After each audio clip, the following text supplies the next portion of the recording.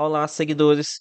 No vídeo de hoje vou falar sobre PATL11, um dos três fundos de logística da Pátria.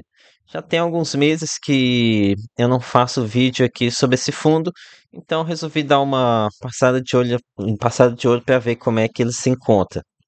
Aqui é o Thiago PS, seu canal Fique Esperto. Então, o principal ponto que acho que a gente tem que monitorar aqui em PATL11 é a alocação aqui das áreas que vão estar vagas no futuro, né? Pois estava é, dando uma olhada aqui na projeção de vacância e aqui a Pátria ela informa que em março de 2026 a vacância física pode chegar a 20,4% do PL. Então, ó, pelo que a gente tem visto aqui, o problema ainda não foi todo solucionado, né? Eu tava aqui até, dei uma pesquisada aqui em materiais que saiu na época aqui da locação para o espaço para Nissan, e aqui a gente teve ainda um espaço remanescente do grupo SEB, que pelo jeito eles realmente vão sair, né? Então agora a Pátria está de olho aqui para fazer a locação desse espaço. Então vamos ver aqui, é uma torcida para que eles consigam encontrar esse novo inquilino até essa até março de 2026. Mas aqui não sei se eles falaram aqui em algum outro relatório, mas parece que ainda não está encaminhado, tá? Aqui ele fala que tem visitas acontecendo aqui no espaço, tanto de indústrias como de empresas logísticas. Mas enfim, aqui é um ponto ainda de atenção, né? O problema já reduziu bastante. Aqui a gente teria um impacto de vacância de 33% apenas por conta da SEB, algo que reduziu drasticamente aqui com a entrada da Nissan. Mas por enquanto o risco ainda continua existente.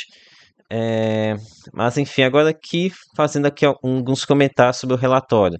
Aqui nesse mês a gente teve um resultado bem mais fraco, um resultado de apenas 46 centavos, algo que é explicado aqui no começo do relatório, onde fala o impacto não recorrente pela taxa de comercialização referente à locação da Nissan. Ou seja, isso daqui foi uma comissão paga pela empresa de prospecção de inquilinos. E aqui eu deixo a minha crítica que eu fico pensar se isso aqui não deveria ser a obrigação do gestor. Porque basicamente, quando a gente pensa aqui no trabalho do gestor do fundo imobiliário, seria isso, né? Dele procurar inquilinos, fazer essa prospecção de inquilinos, de vendas, esse tipo de coisa. Mas aí, quando o problema acontece, o que que o gestor faz? Ele vai e terceiriza isso, e é o fundo que tem que pagar. Isso aqui para mim não é correto, tá? Não vejo com bons olhos isso aqui, não. Para mim, é do interesse do fundo que aconteça essa locação, né? Com certeza é positivo. Mas então o cotista está pagando R$ 350 mil por mês para a Pátria para fazer o quê? Para montar o relatório? Daí a Pátria vai e fica contratando terceiros é, para fazer essa parte aqui mais difícil. E aqui, como a gente pode ver, bem caro, né? Aqui acho que foram 10 centavos por cota nisso daí, aqui é quase R$ 500 mil. Então, aqui é algo que eu vejo como bem negativo, tá? Mas, enfim, aqui uma despesa não recorrente de 8 centavos. É, mas, ok. Então, essa geração mais fraca acabou resultando numa retenção, numa utilização de caixa, né? E aqui a gente tem uma reserva negativa aumentando ainda mais, saindo de 74 centavos, menos 74 para menos 85 centavos. Isso daqui que algum dia pode vir a dar alguma dor de cabeça, né? Mas provavelmente quando tiver a fusão para HGLG, esse problema aqui vai ser resolvido. Ok, vamos ver o que mais de importante que a gente tem para olhar aqui. Ah, sim, mais uma coisa eu vou fazer aqui agora é ver aqui como é que está essa receita de locação. Porque recentemente, eu me recordo de alguns meses atrás, o fundo teve aqui uma revisão de contrato atípico, acho que era esse inquilino multiterminais. Teve o final do contrato atípico e com isso o aluguel caiu acho que pela metade. Então vou agora aqui dar uma olhada em como é que está essa evolução da receita de locação. Aqui em outubro estava 63 centavos. Agora aqui vamos ver. Esse aqui é de setembro, foi 57 centavos. Aqui 68 centavos aqui no mês de agosto. Antes, então aqui julho 68. Então é mais ou menos isso. Tivemos uma queda de 68 centavos para aparentemente agora uma média de 63 centavos após essa, essa revisão aqui do aluguel cobrado para a multiterminais. Ah, ok, aqui ainda mais alguns fatos importantes. Aqui o gestor ele já está prospectando aqui a saída de um inquilino, aqui a Postal. Essa Postal representa 5% da receita de PATL11. Mas aqui ele já deixa bem claro que está encaminhado essa questão de preocupação do espaço que vai ser desocupado pela Postal. Ah, aqui também eles comentam sobre locação do que no imóvel Ribeirão das Neves. Então, realmente, PATL11 está conseguindo dar prosseguimento aqui com os problemas que o fundo vem enfrentando, tá? Então, aqui um ponto bem positivo. Outro fator aqui que a gente precisa tá no radar é que a Shopee aconteceu uma locação há pouco tempo e tem a impressão aqui que a gente tem normalmente tem carência, né? Aqui a gente observa aqui, ó, a vacância financeira superior à vacância física. Isso aqui significa o seguinte, que tem espaço que está locado, mas que o fundo ele não está recebendo por esse espaço. Ou seja, carência. Em algum momento, essa carência que ela tende a, a sumir, né, a acabar. Com isso, melhora a situação aqui para o fundo, né, aumenta a receita.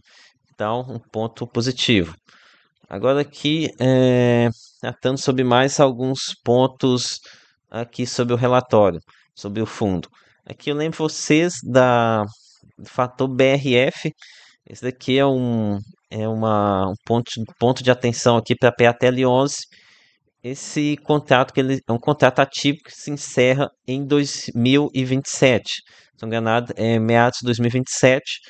Então pode vir a dar alguma dor de cabeça, né? Igual a gente já teve aqui com os outros casos. Aqui no imóvel lá, no contrato com a SCB, foi o contrato ativo terminando, a empresa ela devolveu o espaço, ou seja, a gente tinha um caso de vacância reprimida. Felizmente a Pátria me surpreendeu e conseguiu dar o prosseguimento, fazer a alocação para a Nissan, né? Aqui a gente também teve o problema com a Multiterminais. Aqui ah, o final não foi feliz, tivemos uma queda de 50% no aluguel cobrado. E aqui agora, esse imóvel da BRF, a gente tem 32% onde existe, existe o risco, né? Não sabemos o que pode vir a acontecer aqui, se uma desocupação ou se pode ter uma revisão bem significativa do aluguel. Então, aqui mais um ponto para ficar de olho. Tem aqui mais de um ano para acontecer isso, mas assim como aconteceu no caso da SEB, a empresa pode, desde antes, começar a fazer pressão, né?